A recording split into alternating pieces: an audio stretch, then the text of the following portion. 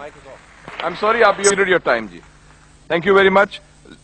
The last speaker for this discussion on national integration, Sayyid Adnan Kakakhail Sahib, seat number 93, Jamiatul Ulum Islamia, Banori Town, Karachi se ताल्लुक है इनका. Jamia उलूमुल Islamia Binori town Karachi. मेरे साथियों ने कल भी इस मौजू के ऊपर बहुत अच्छी बातें की. आज कोशिश करूंगा उन्हीं बातों की रोशनी में इसको बिल्कुल मुख्तसर अंदाज में पेश करूं. इसमें दो राय नहीं है कि हमारा सबसे बड़ा बहरान नजरियाती यकजहती, फिक्री वहदत और इत्तेहाद व इत्तेफाक से महरूमी है. मगर सोचने की बात यह है कि ये महरूमी 58 साल गुजरने के बावजूद अभी तक क्यों है. उसकी वजह यह है कि वो जो बुनियादी प्लेटफॉर्म दिया गया था कि पाकिस्तान का मतलब क्या, ला इलाहा इल्लल्लाह, उस पर कंफ्यूजन्स पैदा कर दी गई. एक सोचे समझे मंसूबे के तहत अभी तक पूछा जा रहा है कि पाकिस्तान क्यों बनाया गया था, कायद का विजन क्या था. क्या ये चीजें बहुत क्लियर नहीं है? और क्या इस सवाल का जवाब मैं या आप दे सकते हैं या वो नस्ल दे सकती है जिसने तख्लीक पाकिस्तान के खाके में अपने खून से रंग भरा था. ये उनकी रूहों के साथ मजाक है, ये उनकी रूहों के साथ मजाक है, ये उनकी कुर्बानियों का मजाक है कि जी आप तो कट मरे, हमें समझ ही ना आया कि आपका मसला क्या था. हमारा दूसरा बड़ा मसला अमन व अमान की दिगरगू सूरत हाल है और बदकिस्मती से इसको बाज़ औक़ात कहा जाता है कि इस्लाम जिम्मेदार है. हालांकि कुरान का मुताला बताता है कि सबसे ज्यादा इस्लाम अमन व अमान के ऊपर जोर देता है. इब्राहीम अलैहिस्सलाम की दुआ तो जरा देखिए. मईशत की बात बाद में करते हैं, इकोनॉमी की बात बाद में करते हैं, पहले अमन की बात करते हैं. फरमाते हैं रब्बि जअल हाज़ल बलद आमिना, इलाही मेरी इस बस्ती को अमन का गहवारा बना दे. फिर फरमाते हैं वर्ज़ुक़ अहलहु मिनस समरात, इसमें रहने वालों को इनकी मईशत भी ठीक कर दीजिए. और अल्लाह ताला भी जब अपने इनामात गिनवाते हैं तो फरमाते हैं इब्राहीम अलैहिस्सलाम को कि वइज़ जअलनल बैत मसाबतन लिन्नासि व अमना, हमने आपको एक ऐसी जगह बसाया जिसको बार बार आने की जगह और अमन का गहवारा बनाया. ये तो बात बिल्कुल वाज़े है. मसला ये है हमारा अमन व अमान तबाह क्यों हुआ, हमारा नौजवान किस तरह दहशतगर्दों का आला बना और हम रोज बरोज लाकानूनियत की दलदल में क्यों धंसे जा रहे हैं.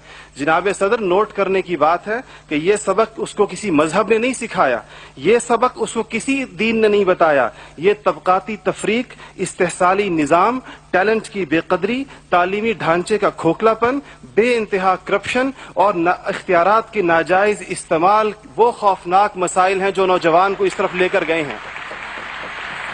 आप ये मसाइल हल कर दीजिए, आप ये मसाइल हल कर दीजिए, फिर देखिए ये नौजवान दहशतगर्द है या अमन पसंद है.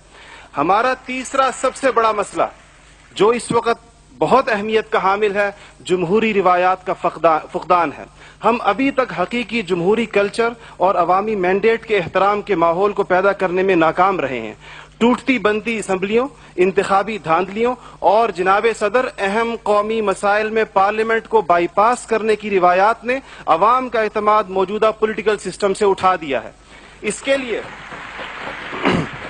हमें अपने उस पड़ोसी मुल्क से सबक सीखना चाहिए जहां से मुशाहिद साहब तशरीफ लाए हैं और आप अनकरीब जाने वाले हैं. उनकी और हमारी तारीख आज़ादी एक ही है.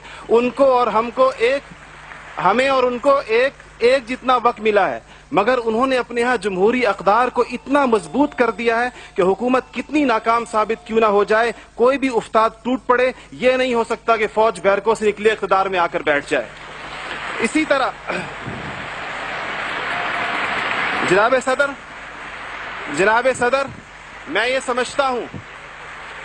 समझता हूं कि आज इस हॉल में लगी हुई कायद की तस्वीर आपसे पूछ रही है, आगे आप खड़े हुए हैं कि जनरल तुम तो सरहदों के रखवाले हो, तुमको ईवान इख्तिदार की राह किसने दिखाई है.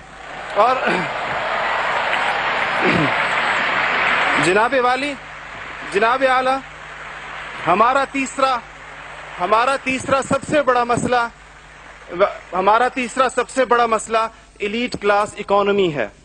आपके आदादो शुमार के जादूगर कह रहे हैं कि मईशत तरक्की कर रही है, ज़र मुबादला के ज़खायर बढ़ रहे हैं, कर्जे कम हो गए हैं, कशकोल टूट गई है. आप बार बार कहते हैं पहले हम मांगने जाते थे, अब हम देने जाते हैं. और अवाम हैरान है कि खुदाया क्या माजरा है. मईशत तरक्की कर रही है, गरीब का चूल्हा बुझ रहा है, ज़र मुबादला के ज़खायर बढ़ रहे हैं, पेट्रोल की कीमतें आसमान से बातें कर रही हैं, रुपए की روپے کی قیمت ڈی ویلیو ہوتے ہوتے کہاں آ کھڑی ہوئی ہے. اور اس کے بعد ایک اور بات جناب صدر, آپ نے کہا کہ بسنت منانے سے کچھ نہیں ہوتا. اسلام تفریح سے ہرگز منع نہیں کرتا بلکہ صحت مند تفریح کی حوصلہ افزائی کرتا ہے, مگر خدارا محروموں لاچاروں کی آرزوؤں کے مزار پر دھما چوکڑی نہ مچائی جائے. دیکھیں اسلام یہ کہتا ہے اگر ایک گھر کے اندر ایک عجیب تاثر ہے, ٹھیک ہے لوگ انفرادی طور پہ پتنگ اڑائیں, کوئی اس کو حرام نہیں کہتا, مگر جب ایک غریب دیکھتا ہے کہ میرے پیٹ میں روٹی نہیں, میرا صدر پتنگ بازی کر رہا ہے, تو وہ یوں سمجھتا ہے کہ ہمارے درمیان کوئی گیپ ہے. آپ بالکل وہ سمجھتا ہے, غریب کہتا ہے کہ میں, غریب دیکھتا ہے, غریب آپ کو اس کے احساسات کا بالکل اس طرح لگتا ہے ایک گھر کے اندر میت پڑی ہو اور آپ دوسرے گھر کے اندر ڈرم بجائیں کہ میں تو آزاد ہوں, غم تو تمہارا ہے میرا نہیں ہے. تو اس کو کوئی بھی اس کی اجازت نہیں دے گا, کوئی بھی مذہب کہے گا کہ نہیں, اس کا احساس کیجئے, اس کے اشک شوئی کریں, اس کو سینے سے لگائیے. اس کے علاوہ جناب صدر ایک بہت اہم بات جو ہم محسوس کرتے ہیں کہ بعض مسائل آپ کے لہجے کی کرختی کی وجہ سے خراب ہوتے ہیں. آپ بلوچستان کے عوام سے کہتے ہیں تمہیں ہم وہاں سے ہٹ کریں گے, تمہیں پتہ ہی نہیں چلے گا ہم نے تمہیں کہاں سے ہٹ کیا ہے. یہ چیزیں آپ قوم کے بڑے ہیں, آپ کو بالکل قوم سے اس انداز میں گفتگو کرنی چاہیے جس طرح آپ اپنے بیٹے بلال سے گفتگو کرتے ہیں. آپ کو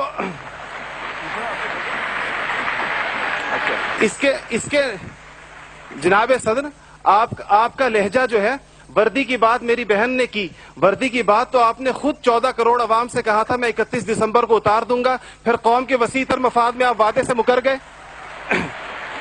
تھینک یو جی, شکریہ, مہربانی, تھینک یو.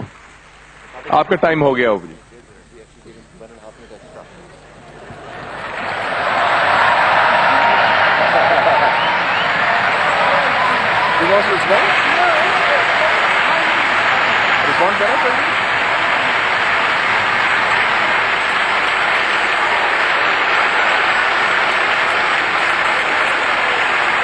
Okay.